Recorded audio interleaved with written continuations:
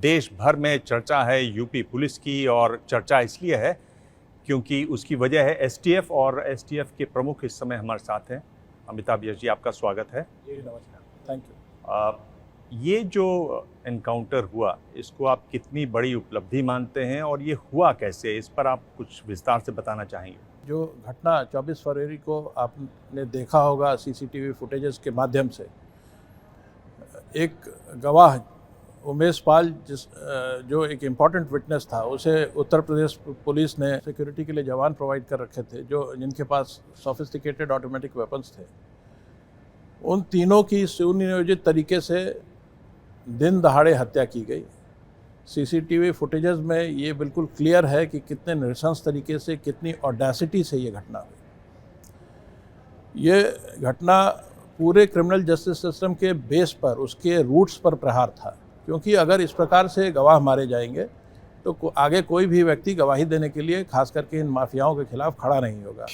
तो ये अत्यंत आवश्यक था कि इस पूरे सिस्टम पर दोबारा फेथ बनाने के लिए, पब्लिक का फेथ, गवाहों का फेथ, जो लोग कोर्ट में एविडेंस दे रहे हैं, जो लोग मुकदमा लिखा रहे हैं, उनका फेथ बनाने के लिए इस पूरे गैंग को जल्द से जल्द जस्टिस के दायरे में लाया जाए। और इसके लिए एसटीएफ ने अपनी पूरी ताकत लगा रखी थी। It is one of the few and very rare cases जिसमें एसटीएफ की सारी टीमें लगी हुई हैं। एसटीएफ ने अपनी पूरी ताकत झोंक रखी है और सक्सेस मिलने में हमको काफ़ी समय लगा, काफ़ी फेलियर्स हुए, काफ़ी नियर मिसेस हुए, और इसलिए ये जो सक्सेस मिला फाइनली, ये इम्पॉर्टेंट है हमारे लिए। क्या ये जो एनकाउंटर हुआ, क्या इसको आप जस्टिस के दायरे में लाना मानते हैं? हुआ कैसे ये एनकाउंटर? जिन स्थानों पर ये भाग रहे थे, जो इनके शेल्टर देने वाले लोग थे, उनसे भी बातचीत हुई, उनका इंट्रोगेशन भी हुआ, उससे भी जानकारी प्राप्त हुई कि इनके पास सोफिस्टिकेटेड वेपन्स हैं। फाइनली कल जब ये इंटरसेप्ट हुए एसटीएफ की टीम द्वारा, तो इन्होंने मीकली सरेंडर नहीं किया, मारे गए। आप जानते हैं कि जब भी इस तरह के एनकाउंटर होते हैं, बड़े सवाल उठते हैं। तो सवाल ये उठ रहा है कि भाई किसी पुलिस वाले को कोई गोली नहीं लगी, जबकि इतने बड़े शार्प शूटर थे ये दोनों। पिछली बार जब घटना हुई 24 फरवरी को, तब 2 पुलिस वाले मारे गए। इस बार इनका सामना एसटीएफ से हुआ। एसटीएफ यूपी पुलिस की बेस्ट ट्रेंड और मोस्ट मोटिवेटेड विंग्स है। इसके अलावा एसटीएफ जो है वो हमेशा बेस्ट वेपन्स के साथ ट्रेनिंग करती रहती है, बेस्ट टैक्टिक्स में ट्रेंड होती है, और साथ ही इस बार हम बहुत ही वेल प्रिपेयर्ड थे। इस बार इनिशिएटिव हमारे साथ था। We knew that we are going to intercept them. हम उनको ट्रैक करने की कोशिश कर रहे थे। They were taken by surprise, और उन्होंने फायर किया, तो एडवांटेज हमारे पास था। इस बार हमारा नुकसान नहीं हुआ, अन्यथा पहले नुकसान हुआ था यूपी पुलिस का। ये भी बता रहे हैं हमारे जो रिपोर्टर गए वहाँ पर कि जहाँ पर ये गिरे हुए पाए गए, उसके आगे कोई रास्ता नहीं था, रास्ता बंद था। तो ये गिर गए थे या क्या हुआ था? ये एसटीएफ की टीम द्वारा चेज हुए थे और उस क्षेत्र में भागे थे, और जब घिर गए थे तो इन्होंने अपनी मोटरसाइकिल रोड से नीचे उतारने की कोशिश की, जिसमें ये गिर गए थे। सोशल मीडिया में कई सारे सवाल हैं। एक सवाल ये लोग जो पूछ रहे हैं कि रास्ता बंद हो गया था। दूसरा ये कि जो दोनों जो डेड बॉडीज़ की तस्वीरें आई हैं, जिस तरीके से हाथ में गन उनके ग्रिप में जिस तरीके से है, तो ये पूछा जा रहा है कि जब बाइक चल रही होगी तो एक हाथ में इस तरीके से गन ग्रिप में कैसे हो सकती है? एनकाउंटर के फर्जी होने के कई सारे पॉलिटिकल एलिगेशंस भी हैं। पॉलिटिकल एलिगेशंस को छोड़ दीजिए, उसके अलावा अगर कोई भी ह्यूमन राइट्स ऑर्गेनाइजेशन है या कोई रिटायर्ड ऑफिसर हैं, वो कोई एलिगेशन लगाते हैं, तो वो हम वेलकम करते हैं। We are open to inquiry. आपको मालूम है कि हर इनकाउंटर, इस प्रकार का इनकाउंटर, बहुत ही कठिन जुडिशियल और मजिस्ट्रियल स्क्रूटनी से गुजरता है। इसकी मजिस्ट्रियल इंक्वायरी होती है, पुलिस इन्वेस्टिगेशन होता है, इसके बाद वो पुलिस इन्वेस्टिगेशन कोर्ट के कसौटी पे कसा जाता है, कोर्ट के थ्रू गुजरता है, कोर्ट में उस फाइनल रिपोर्ट को एक्सेप्ट होना होता है। ह्यूमन राइट्स ऑर्गेनाइजेशंस हैं, स्टेट में भी, सेंटर में भी, वो भी अपनी स्क्रूटनी करते हैं। अगर उन्हें कोई शक होता है या उन्हें लगता है कहीं से रिपोर्ट कंप्लीट नहीं है, तो वो स्वयं भी इन्वेस्टिगेशन कराती हैं। तो इस प्रकार के किसी भी घटना को बहुत ही टफ स्क्रूटनी से गुजरना पड़ता है, और उसके बाद ही इनको क्लियर किया जाता है। तो इस घटना को भी उस स्क्रूटनी से गुजरना पड़ेगा। And we are very confident, because हम लोग हमेशा कानून के दायरे में काम करते हैं और इसलिए हम कॉन्फिडेंट रहते हैं कि हम इन सभी जुडिशियल स्क्रूटनी अथवा मजिस्ट्रियल स्क्रूटनी को पास करेंगे। ये जो पूरी प्लानिंग हो रही है इन घटनाओं की, पिछला जो शूट आउट भी हुआ वो सब जेल में प्लानिंग हो रही थी, तो क्या आपको लगता है कहीं इंटेल की फेलियर है, मॉनिटरिंग की फेलियर है? हम लोग इस घटना के बाद ही हम लोग ज़्यादा तेज़ी दिखाते हैं, घटना रोक क्यों नहीं पाए हम लोग? ये बात सही है, इस बात के काफ़ी एविडेंसेस हैं कि जेल में जो लोग बंद थे उनका भी हाथ था इस पूरे घटना को प्लान करने में, और इसमें काफ़ी इन गैंग्स को लगातार एसटीएफ और लोकल पुलिस मॉनिटर भी करती है। कई घटनाएं जो इन्होंने की उनको या अथवा इन्होंने करने की कोशिश की, उसको एसटीएफ ने, लोकल पुलिस ने थॉट किया और उनको होने से पहले रोका। जब तक कोई अपराधी या कोई बदमाश सत्ता के लिए चुनौती नहीं बन जाता है तब तक पुलिस की गोली उस तक नहीं पहुंचती है। कई इसके उदाहरण पहले भी पेश हुए हैं। आप श्री प्रकाश शुक्ला को देख लें, ददुआ को देख लें, ठोकिया को देख लें, विकास दुबे को देख लें और अवतीक अहमद। तो ऐसा क्यों? आपने जिस तरह से इस क्वेश्चन को पुटअप किया है उससे मैं एग्री नहीं करता हूँ। ऐसा नहीं है कि ददुआ जिस समय मारा गया उसके पहले उसको इंटरसेप्ट करने की कोशिश नहीं हुई या उस गैंग को समाप्त करने की कोशिश नहीं हुई। ये कोशिशें बहुत लंबे समय तक चली, बहुत भारी रिसोर्सेज पोर इन किए गए, मुख्तार के अगेंस्ट बहुत रिसोर्सेज पोर इन किए गए, लेकिन कभी ऐसा समय था कि इनकी सिस्टम में पकड़ ज़्यादा थी तो ये सिस्टम को सबवर्ट कर लेते थे। कभी ऐसा मौका आया जब ऑफिसर्स ऐसे थे जो बहुत ही डिटर्मिन्ड थे अथवा उन्होंने उन चालों को समझ लिया जो गैंग्स प्ले करते हैं और गैंग्स को उन्होंने मात दे दी। तो ये शहमात का खेल जो है गैंग्स और ऑफिसर्स के बीच में चलता रहा। जब भी ऑफिसर्स बेटर प्लेयर्स निकले उन्होंने गैंग को मात दी। मैं समझना चाह रहा हूँ कि मनोवैज्ञानिक तौर पर आप लोगों के जहन पर क्या असर पड़ता है जो आपके किसी भी ऑपरेशन को जब संदेह के घेरे में रखा जाता है, तमाम सवाल खड़े किए जाते हैं, तो आपके मतलब मनोवैज्ञानिक आपकी साइकी पर उसका क्या असर पड़ता है? कि आप उससे परेशान होते हैं, वो आपके काम में कंसंट्रेशन को कम करता है? क्या असर एग्जैक्टली फील क्या करते हैं आप उस स्थितियों में? पहले ऐसा होता था कि एक मनोवैज्ञानिक दबाव फील होता था। जैसे जब इनिशियल डेज में मैं पहली बार जब एसटीएफ में आया था और ददुआ के मारे जाने के बाद ये बहुत सारे एलिगेशंस लगे थे कि ये एनकाउंटर पॉलिटिकल है या फर्जी है या गैंग ये कुछ और तरीके से किया गया है। तो उस समय थोड़ा डिस्टर्ब फील करते थे, मैं भी फील करता था, हमारी टीम भी थोड़ा बहुत फील करती थी, लेकिन ये अब हमारी समझ में आ गया है कि ये सिस्टम का एक हिस्सा है। किसी भी काम को क्वेश्चन करना ये डेमोक्रेटिक सिस्टम का हिस्सा है।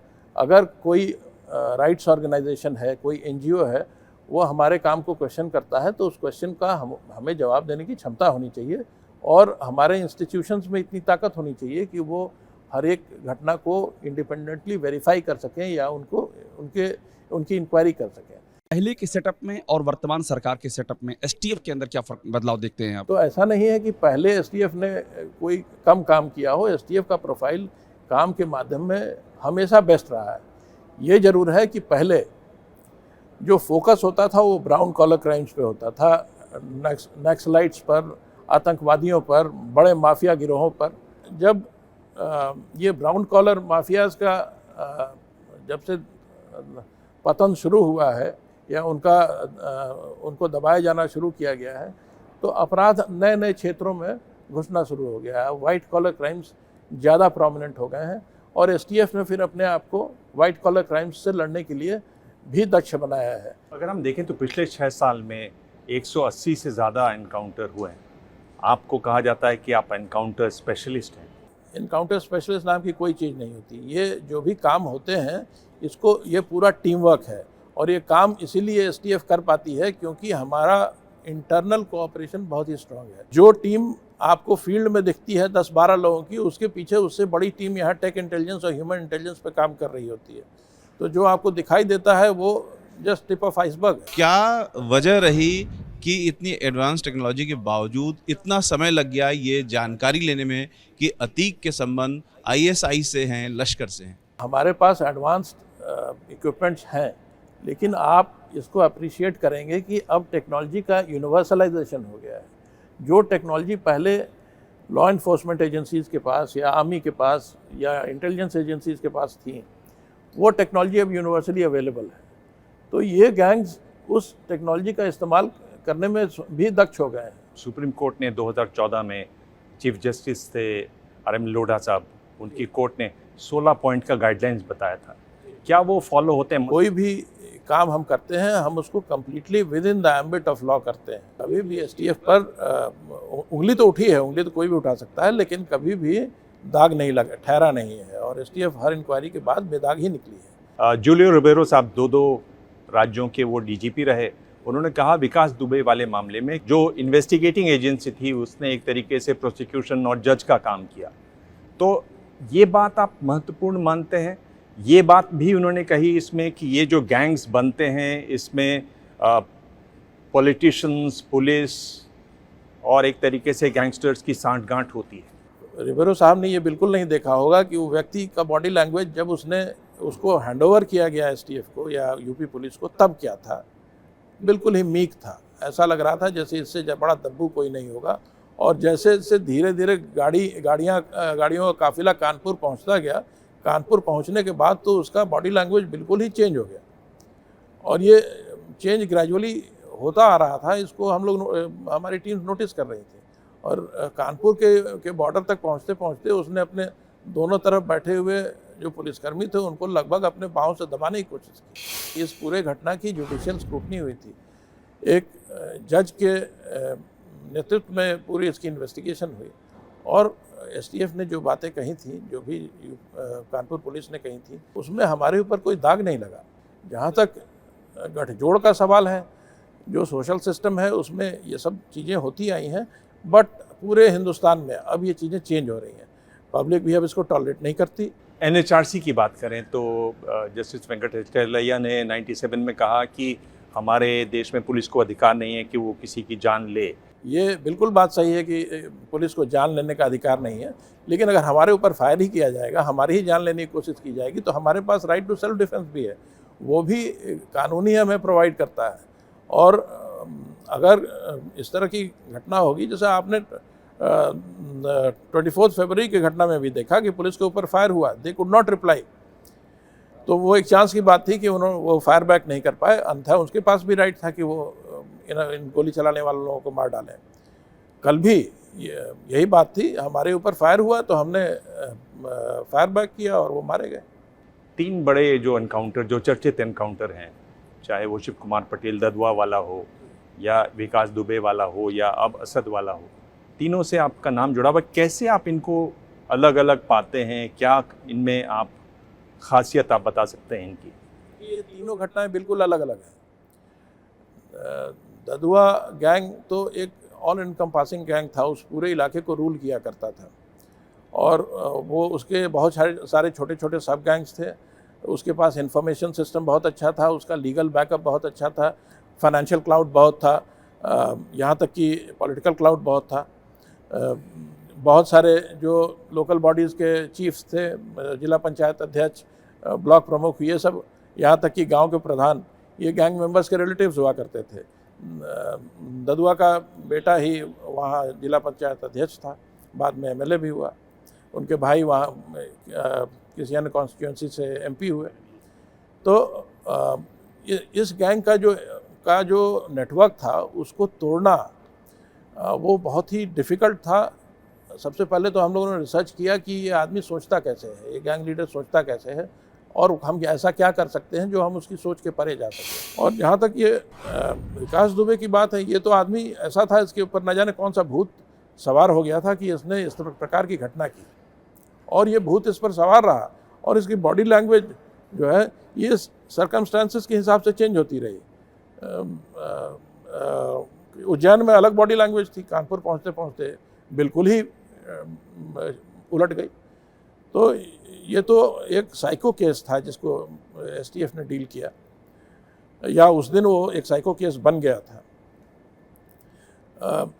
असद और अतीक का गैंग ये एक माफिया गैंग है, वेल ऑर्गेनाइज माफिया गैंग है, और इनको ऐसा लगता है कानून का भय है नहीं, या नहीं रहा, या उनको गलतफहमी हो गई कि कानून एग्जिस्ट नहीं करता है। तो मुझे लगता है कि ये गलतफहमी उनकी या तो दूर हो गई या दूर हो जाएगी। लेकिन जो कॉस्ट बेनिफिट एनालिसिस इन्होंने किया था वो उनका मुझे लगता है गलत हो गया। आपसे एक सीधा सवाल पूछ रहा हूँ, आप कह रहे हैं कि कोई फेक एनकाउंटर नहीं होता। फेक एनकाउंटर कहीं हुए होंगे अगर ऐसी कोई बात आई है, लेकिन एसटीएफ एज एन ऑर्गेनाइजेशन ने पिछले 25 साल काम किया है। कोई भी हमारा काम जो है it has not been called to question till now. Asad और गुलाम कई दिनों से उनके ट्रैवलिंग को लेकर चर्चा हो रही थी, फुटस्टेप कहाँ थे, अंडरवर्ल्ड तक की बात निकल के आई कि अबू सलेम के पॉकेट्स में उससे जुड़े लोगों तक पुणे और नागपुर में, नासिक में जाके छिप गए। तो महाराष्ट्र में भी काफ़ी एक्टिविटी इसको लेकर हुई। तो अगर कुछ आप बता सके फुटस्टेप्स के बारे में कि किन किन जगहों पर उन्होंने पनाह ली थी, आपकी ट्रैकडाउन में कहाँ कहाँ वो लोग पहुँचे थे, क्यों इतना टाइम? इसको बहुत ज़्यादा डिस्कस करना तो उचित नहीं होगा, लेकिन ये गुड्डू मुस्लिम को हमने ट्रैक डाउन किया था मेरठ में। उसके बाद असद और गुलाम जो लगातार साथ चल रहे थे, इनकी इन्फॉर्मेशन जहाँ भी प्राप्त हो रही थी तो दिल्ली तक ट्रैक डाउन हुए थे। वहाँ भी हमारी टीम जब तक पहुँची तब तक इन्होंने अपना ठिकाना बदल लिया था। फिर एक नियर बाई स्टेट में इन्होंने शिफ्ट किया था, वहाँ टीम्स गई लेकिन कोई सुराग नहीं लगा पाई। और फाइनली कल 13 अप्रैल को सही टाइम पे ट्रैकिंग हो गई और हम इनको हमारी टीम इनको घेरने में कामयाबी हो गई। नहीं, ये लॉजिक मुझे बहुत ज़्यादा तो नहीं दिखाई देता। ये पॉसिबल है क्योंकि अबू सलेम के कुछ रिलेटिव, यहाँ तक कि भाई लखनऊ में रहते हैं। एसटीएफ उनको 3 बार गिरफ्तार भी कर चुकी है फॉर इलीगल एक्टिविटीज़, अच्छे वेपन्स के साथ भी। लेकिन अभी तक उस गैंग के साथ कोई कनेक्शन हम एसटीएफ के संज्ञान में नहीं आया है। हो सकता है किसी और एजेंसी के संज्ञान में हो। 2 को तो पकड़ लिया, बाकी रडार पे हैं कि नहीं एसटीएफ के? ये जरा एक जवाब दे दीजिए कि बाकी आपके रडार पर हैं या कुछ जल्दी ही खुशखबरी सुनाएंगे आप? डेडलाइन देना बहुत मुश्किल है, लेकिन इतना ज़रूर है कि एसटीएफ की टीम्स पूरी ताकत से लगी हुई है। तो सक्सेस जल्दी भी मिल सकता है, समय भी लग सकता है। जो ये बात आ रही है कि अतीक के लश्कर और आईएसआई से संबंध थे, ये कितना सही बात है? और अगर ये सही है तो इन आतंकी संगठनों का मोटिव क्या था? क्या ये जानकारी मिल पाई है? इसको आपने थोड़ा ओवर इंटरप्रेट कर दिया।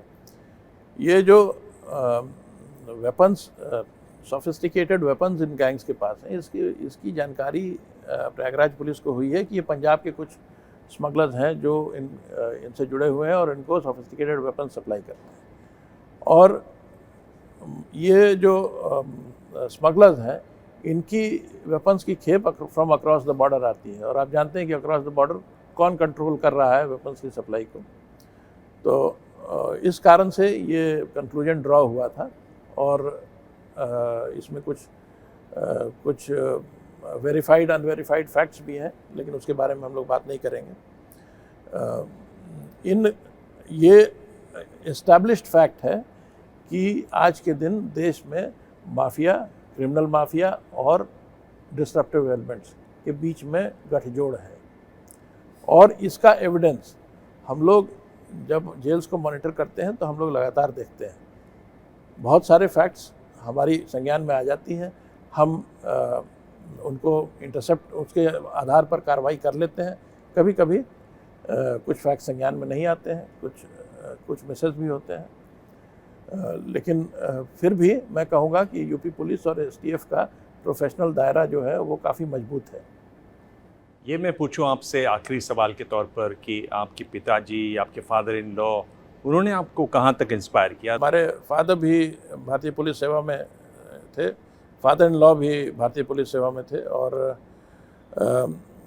दोनों से हमने बहुत सारी चीज़ें सीखी। अब ये पता नहीं कल क्या होगा, लेकिन आज तो हम लोग ये कह ही सकते हैं, जो डॉन का डायलॉग है, कि एसटीएफ से बचना मुश्किल ही नहीं, नामुमकिन है। इसके लिए एसटीएफ को बहुत मेहनत करनी पड़ती है। ये अच्छी बात है कि ये इस प्रकार की इमेज है और हम चाहते हैं कि ये मैसेज उन अपराधियों तक जाए जो कानून को इवेड करने की कोशिश कर रहे हैं और वो कानून के सामने मीकली सरेंडर कर दें और they come within the ambit of the law and they respect the law. अगर इस तरह की बात है तो हमारे लिए बहुत खुशी की बात है। मजबूरी है क्या मजबूरी है मेरी, बताइए। मैं अभी आपको बताती हूँ कि मैंने ओए होए होए होए होए, नमकीन के चटकारे लेते हुए टकटकी मार के डिबेट शो को पॉज रिपीट कर कर के देख रहे हैं जोगिंदर जी। इनकी तरह आप भी देखें अपनी फेवरेट डिबेट्स को रिपीट कर और डाउनलोड कीजिए एबीपी लाइव ऐप अपने स्मार्ट टीवी पर।